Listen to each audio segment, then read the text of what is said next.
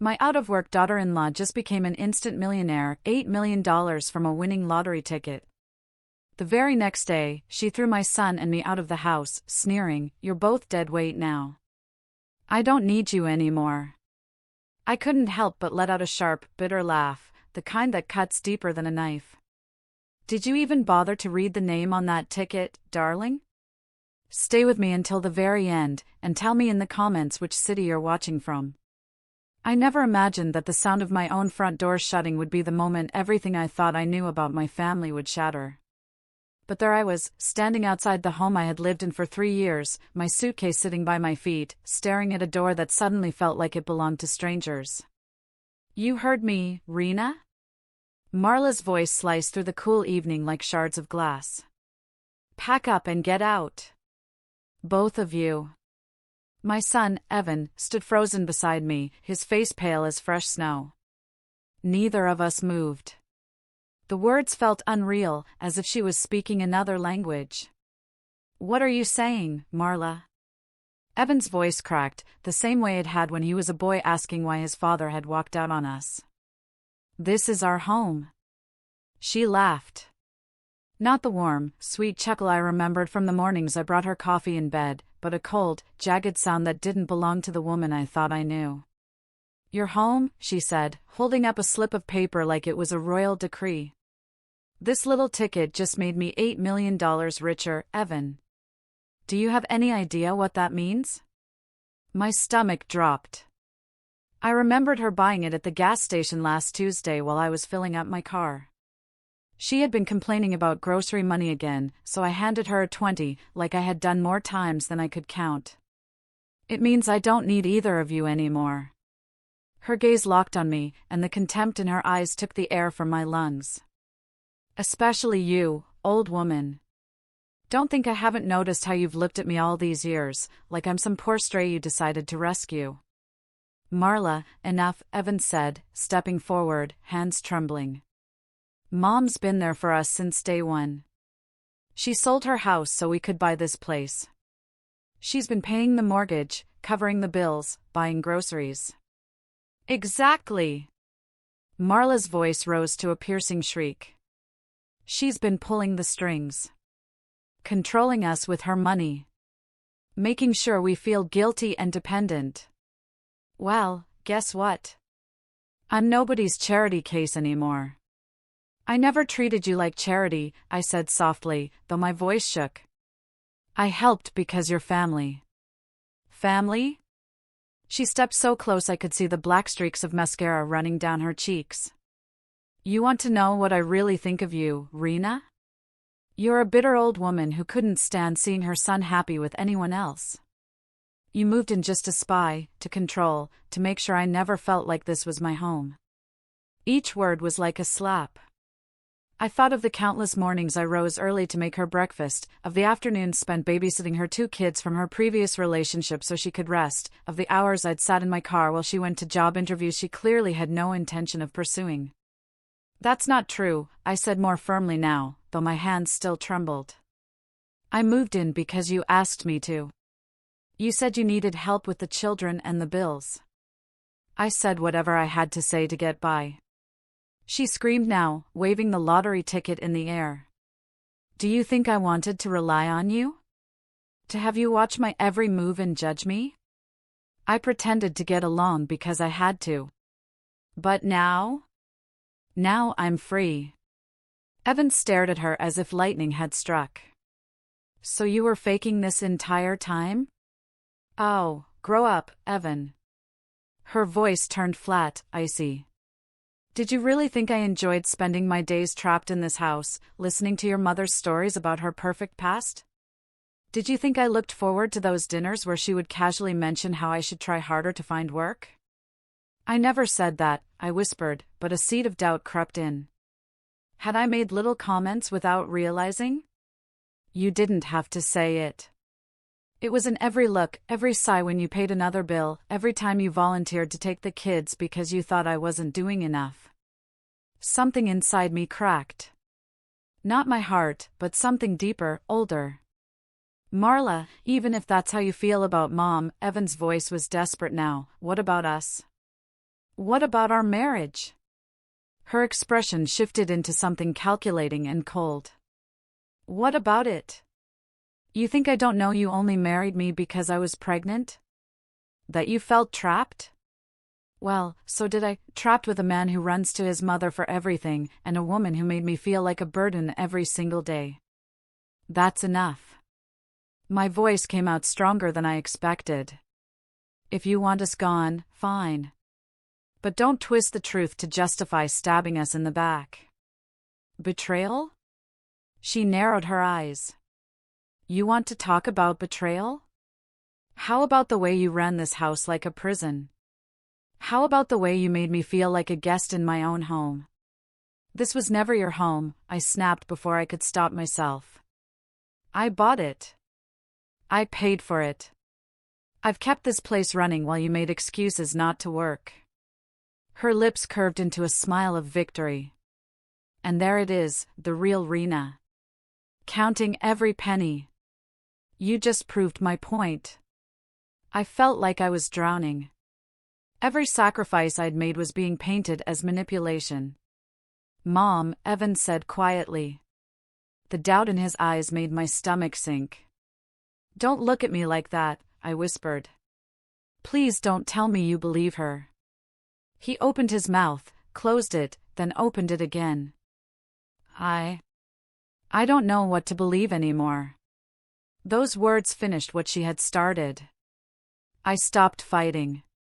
Fine, I said, picking up my suitcase with steady hands. I'll leave. But Evan, when you realize what you've lost. I walked toward my car. Behind me, her voice rang out, dripping with venom. Drive safe, Rena. And take your guilt trips with you. The front door closed, not slammed, just closed, like the final page of a chapter one thought would never end. I sat in my car in the parking lot of a 24-hour diner for 20 minutes, gripping the steering wheel. The engine was off. I couldn't bring myself to go inside. My phone buzzed. A text from my neighbor, Helen, saw you leaving with suitcases. Everything okay? I stared at the screen until the words blurred. How do you tell someone that in just 15 minutes, your entire life has been ripped apart? Instead of replying, I scrolled through my photos until I stopped at one from 3 years ago, Evan and Marla's wedding day. I stood beside them in my new blue dress, smiling so wide my cheeks hurt. I had been so thankful that day, so sure my son had found someone who truly cared for him. But now, I noticed what I'd missed before, how her smile never quite touched her eyes, how she stood just a little apart from us, as if already planning her escape. The signs had been there. I just hadn't wanted to see them. It started 2 months after the wedding, when Marla showed up at my apartment, crying, holding her 2-year-old daughter, Chloe, while her 4-year-old son, Mason, clung to her leg.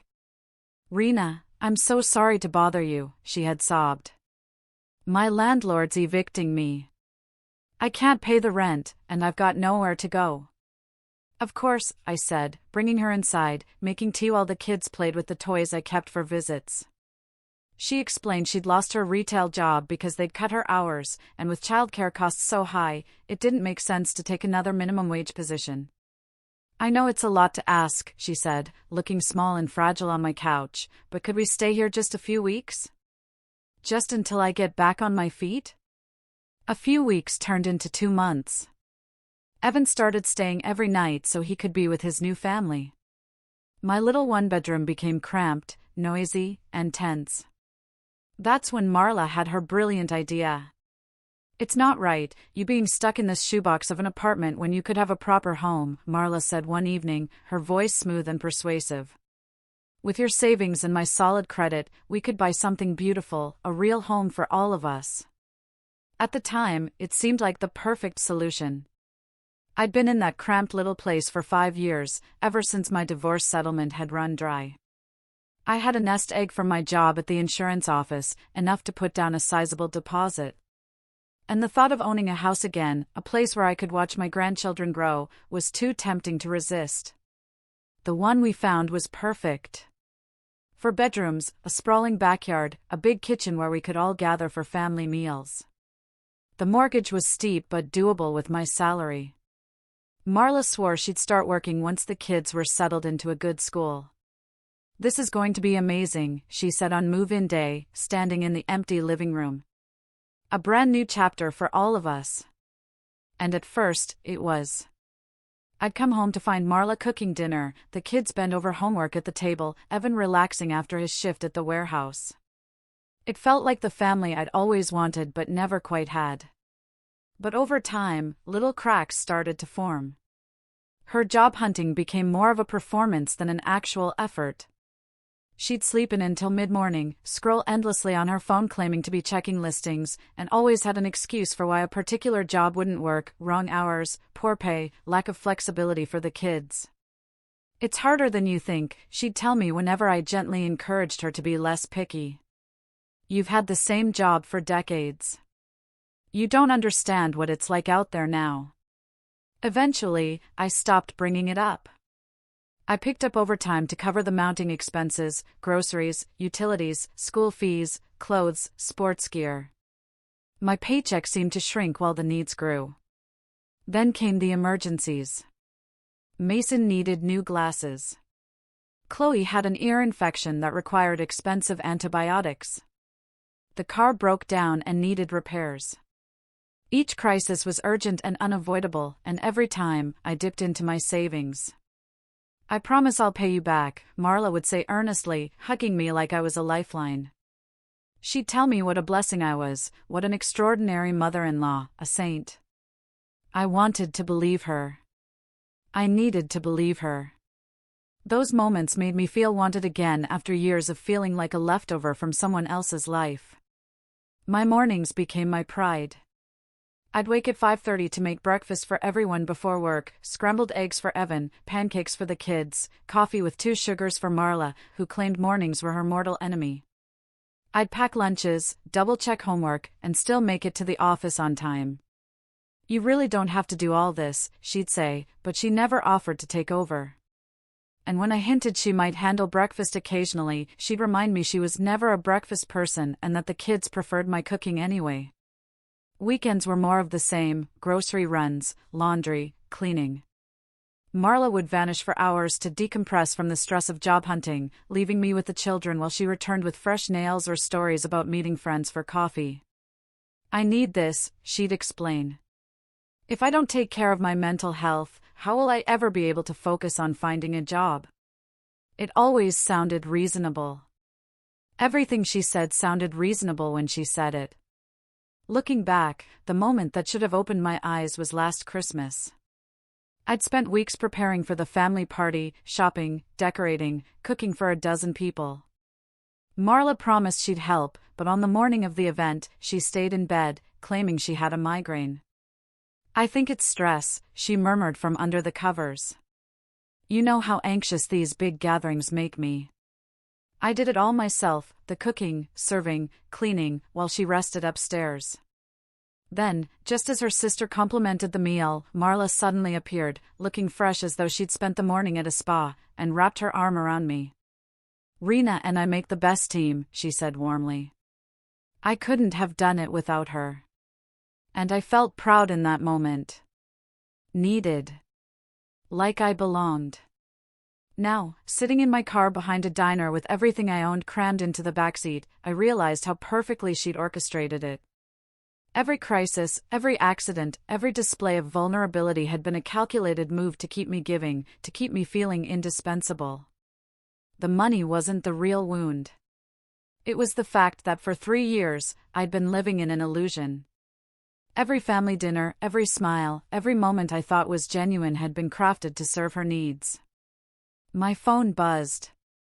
This time it was Evan. "Mom, where are you? We need to talk." I stared at the message until the words blurred, then switched my phone off. I wasn't ready to hear anything from him. Not yet. 5 days into my stay at the Comfort Inn, I ran into Helen Patterson, my neighbor of 3 years, in the grocery store.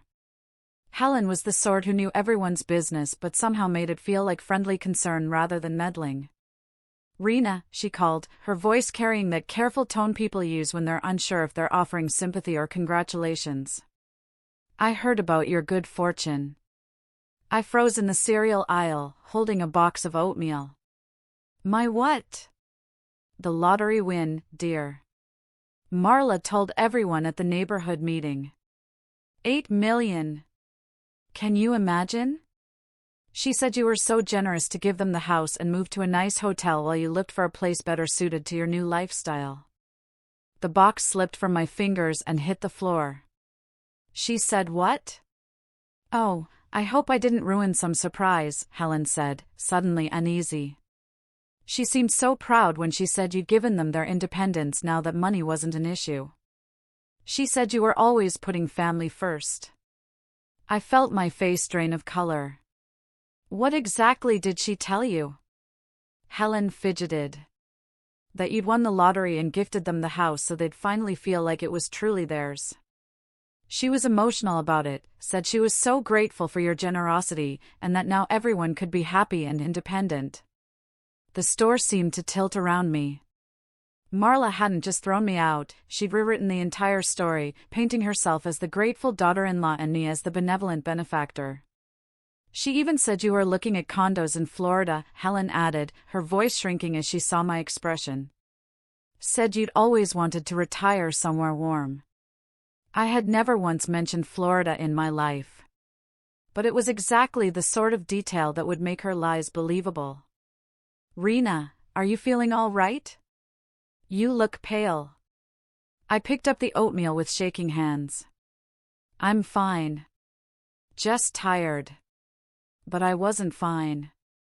By the time I finished my shopping, I knew this was more than just a personal betrayal. Marla had stolen my home, my reputation, and the truth itself. That night, my phone rang. It was my sister, Joan, in Phoenix. We'd never been especially close, but we kept in touch a few times a year. Rena, she said, I just spoke to our cousin, and she heard from someone that you'd won the lottery. Is it true? Why didn't you call me? I sat on the edge of the hotel bed. Joan, that's not what happened. What do you mean? She said she saw it on Facebook. Marla posted this long message about how grateful she was for your generosity, how you'd given them the house and were starting fresh. Of course she had posted it. She was making sure her version of events was everywhere, impossible to undo. Can you see the post? I asked, already bracing myself. I'm not on Facebook, but our cousin read it to me. It was so sweet, Rena. She said you'd been the most supportive mother-in-law, and now you could finally enjoy your winnings without worrying about them. I felt sick. She'd taken every real act of love I'd shown and turned it into a performance for her own narrative. Joan, I said quietly, I need you to listen to me very carefully. I didn't win the lottery, I told Joan flatly. Marla did. And she threw me out of the house I've been paying for all these years. I'm living in a hotel. The silence on the other end stretched so long I thought she'd hung up. Rena, that doesn't make sense. Why would our cousin say otherwise? And why would your daughter-in-law post something like that on Facebook? Because she's covering her tracks, I said. Another pause. Sweetheart, are you sure you're not misremembering something? This all sounds, her voice trailed off. Even my own sister didn't believe me. Marla's version of events was so much neater, so much easier to digest than the truth. Who wants to think a young mother could be that cold to the older woman who had supported her family for years? Who wants to believe someone they've met could be that calculated? Lies go down easier than reality. Over the next few days, I started noticing the shift. The grocery store clerk who used to chat with me suddenly offered only clipped, polite words. The woman at the dry cleaner avoided my eyes. Word was spreading, and in the version people were passing along, I wasn't the generous victim. On Thursday evening, Margaret finally called. Rena, I'm a little confused, she began. I've heard different stories about what happened with you and Marla, and I don't know what to believe. For a moment, I felt a flicker of hope.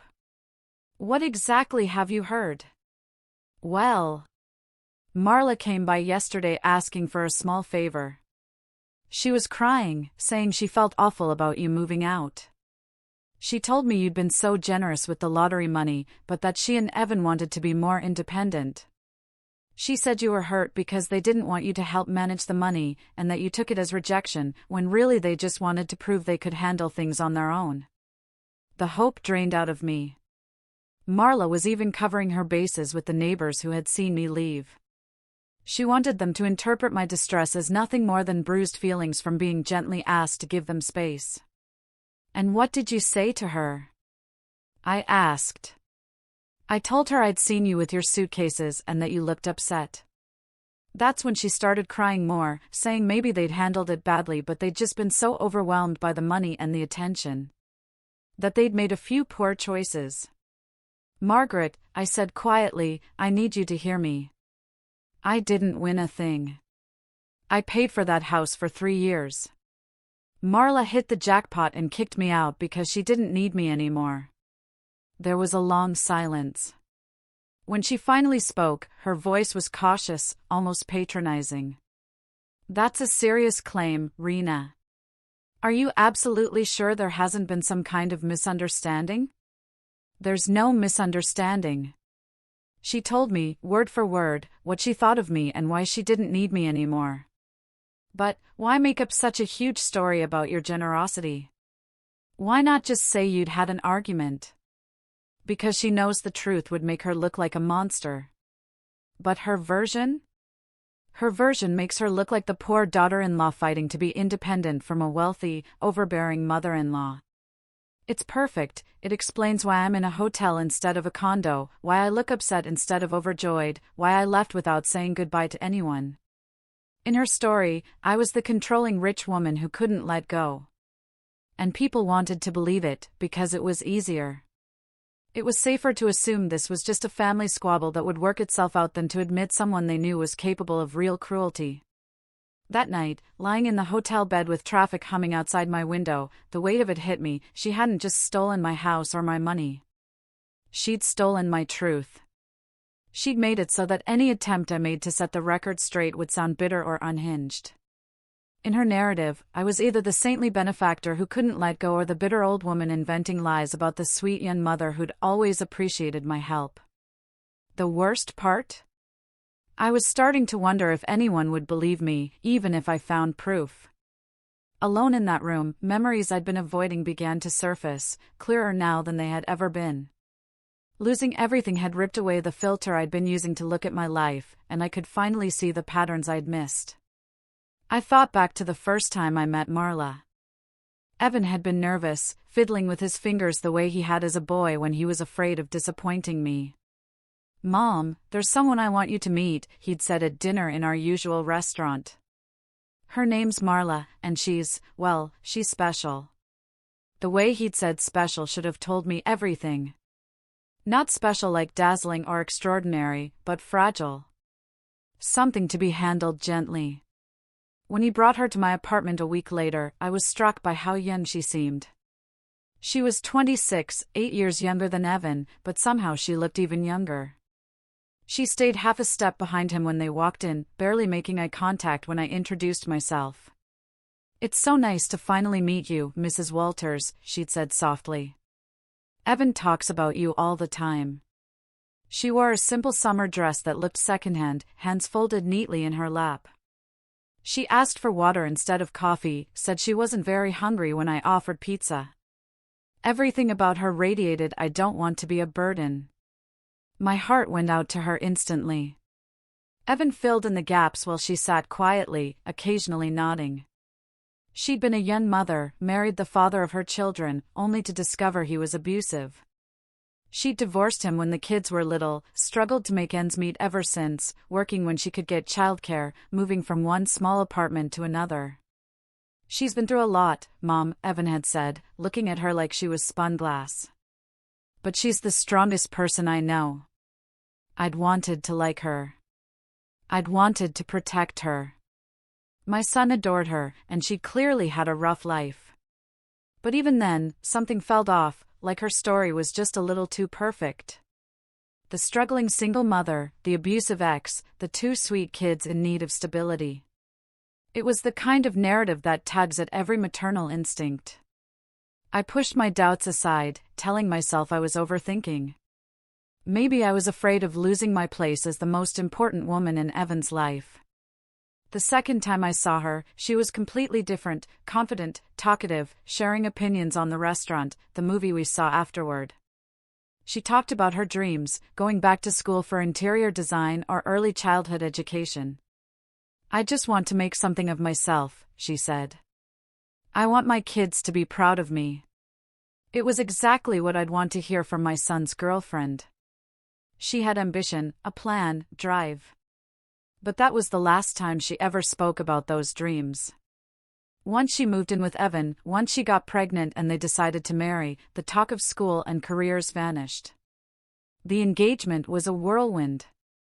1 month she was the independent woman with big plans, and the next she was on the phone with me, crying about how she was scared they couldn't afford a wedding, worried she wouldn't be a good wife, asking what they should do. Of course I stepped in. I helped plan the wedding, pay for the flowers, babysat her kids when morning sickness hit. The morning sickness had been particularly effective. She'd call me at work, her voice weak, apologizing for asking, but she felt too sick to care for the kids and Evan was at work.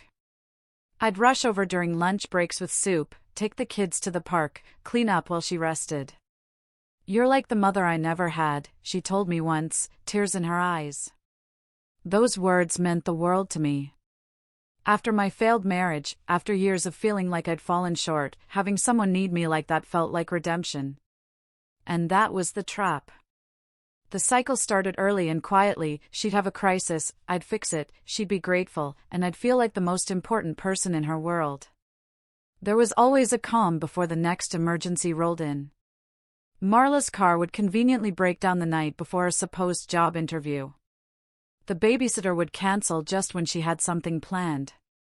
The kids would get sick the week she finally seemed motivated about something. And I was always there. Always ready to fix it. Always ready to make everything better. Even her pregnancy had followed the same script. At first, things were smooth. Then suddenly, there were complications, stress-related issues that required bed rest. Naturally, someone needed to care for the other kids.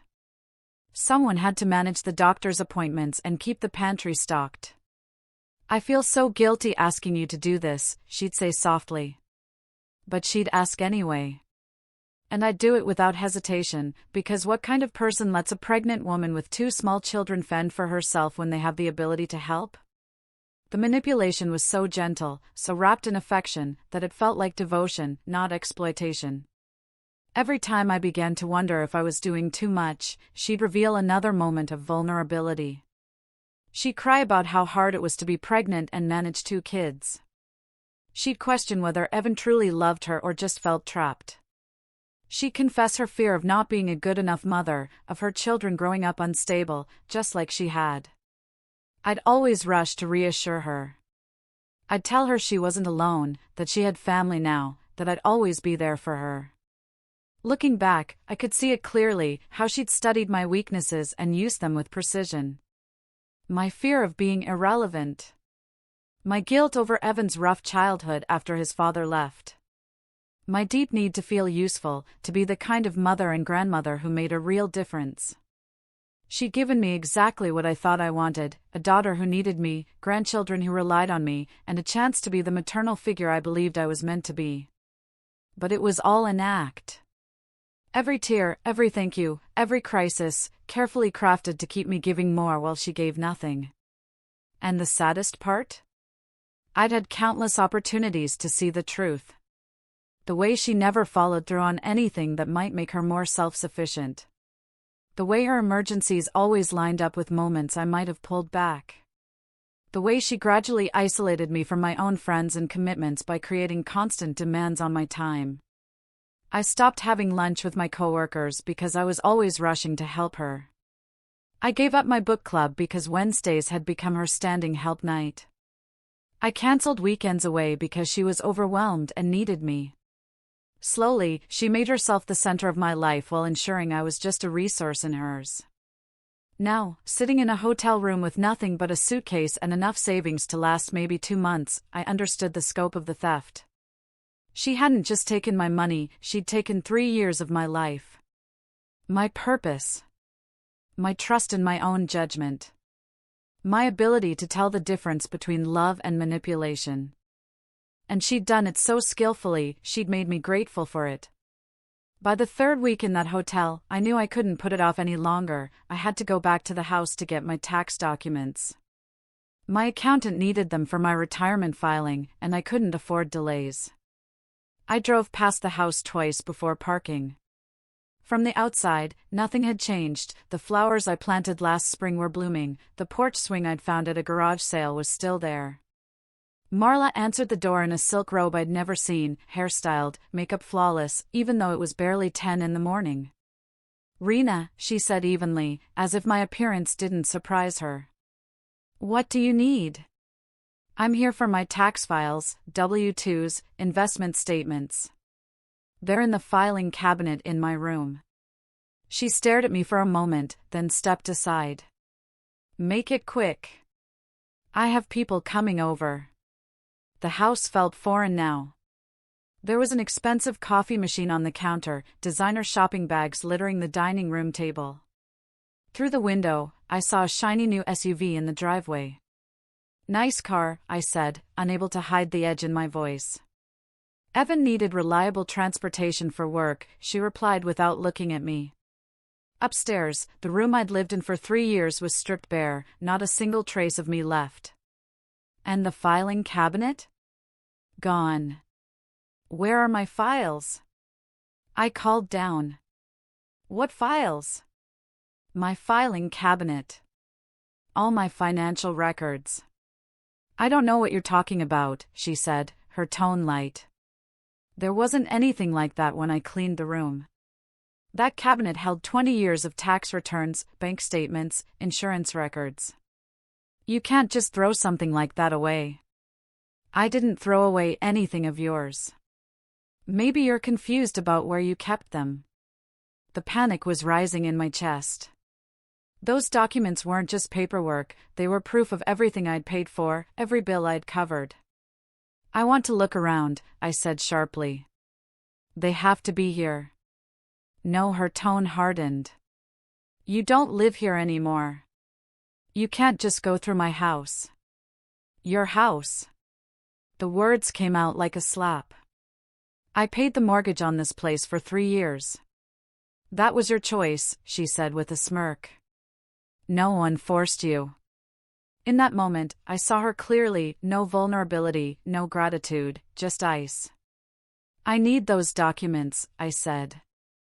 "If you threw them out, I need to know so I can get replacements." "I told you, I don't know anything about them." But there was a flicker in her eyes when I mentioned getting copies. Not fear, exactly, but concern.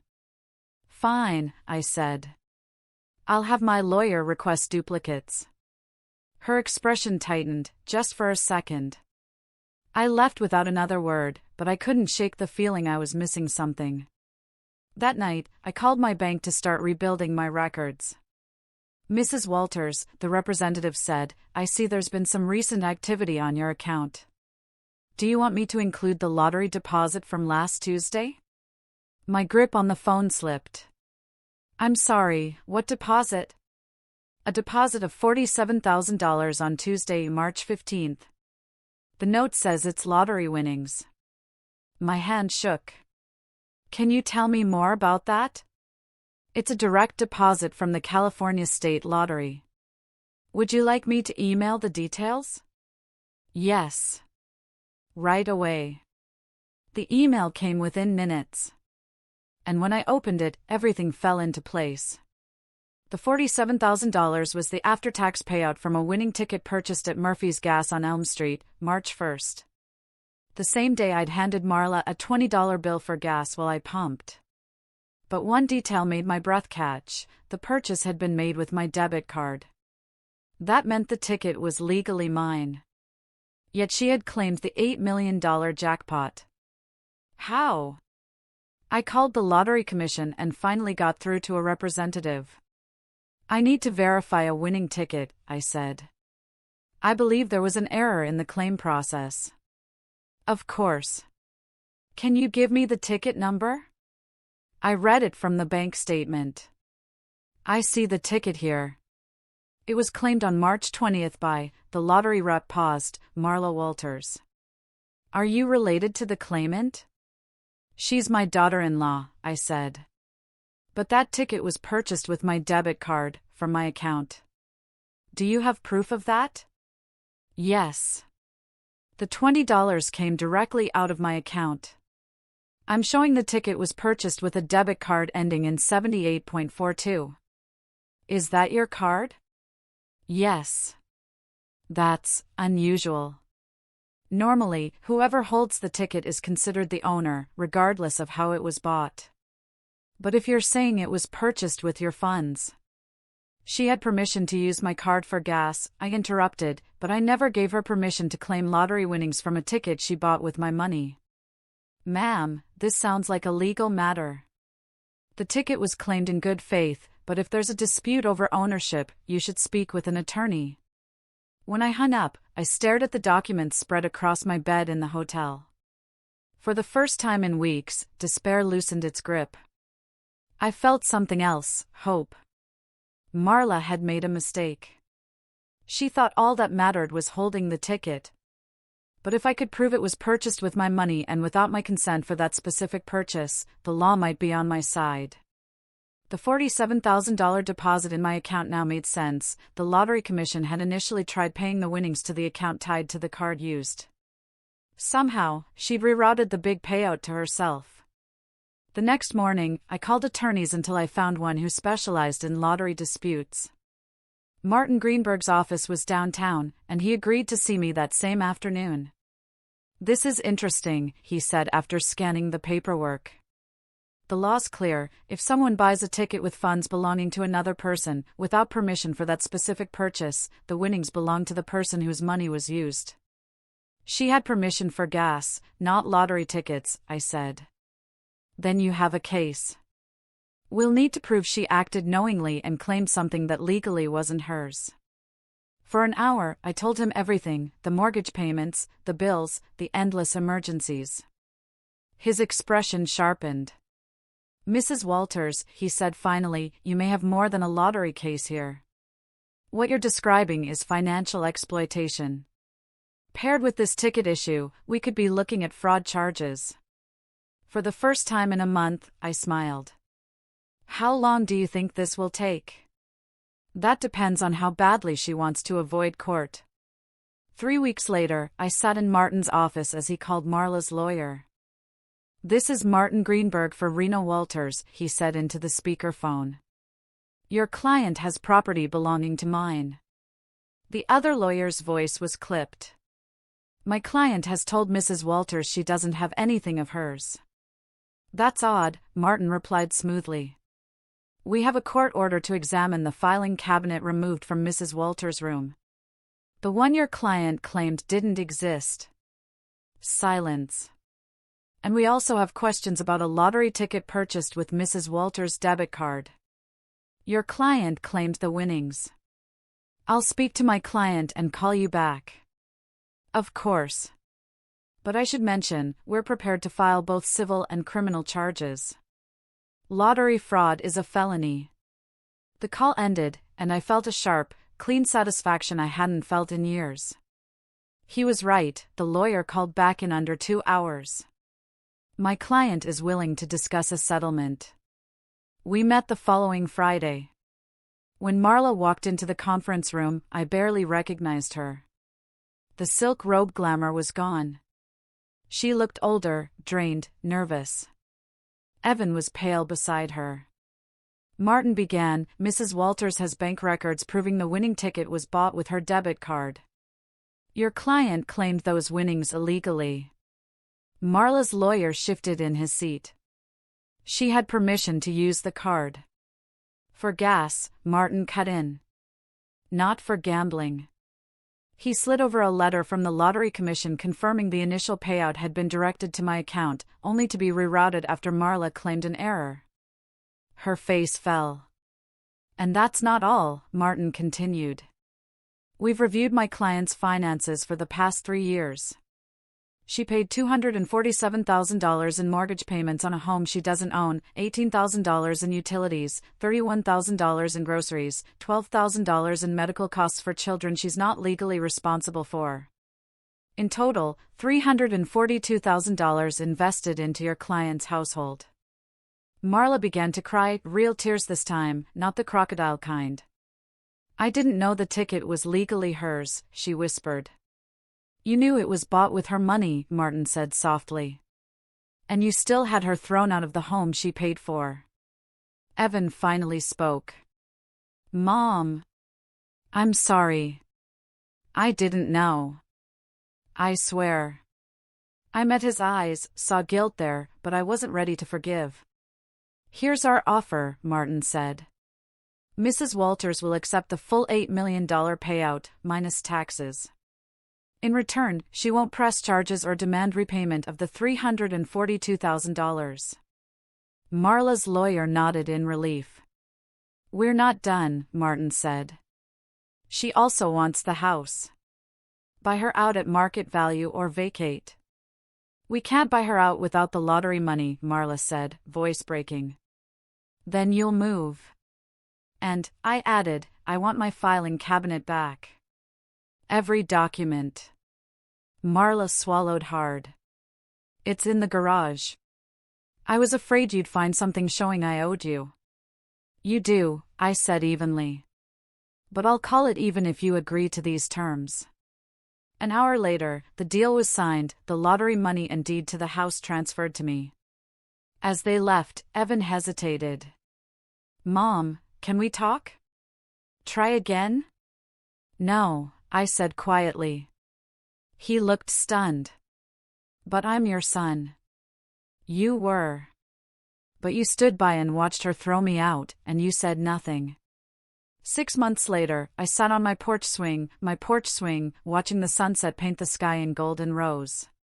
The $8 million was safely invested. I would never worry about money again. Marla was working 40 hours a week at a call center. Evan was pulling overtime at the warehouse. I'd heard they wanted to visit for the kids' sake, but I wasn't ready. I'd learned something in that hotel room. I'd spent my life trying to be needed, proving my worth through sacrifice. I didn't need to do that anymore. The money wasn't the real win. The win was realizing my value didn't depend on anyone else's approval. Margaret stopped by with a casserole. Marla asked if you were happy, she said. I'm content, I told her. More than I ever was when I was trying to make everyone else happy. For the first time, I was living for myself. Some might call what I did revenge. But it wasn't. It was justice.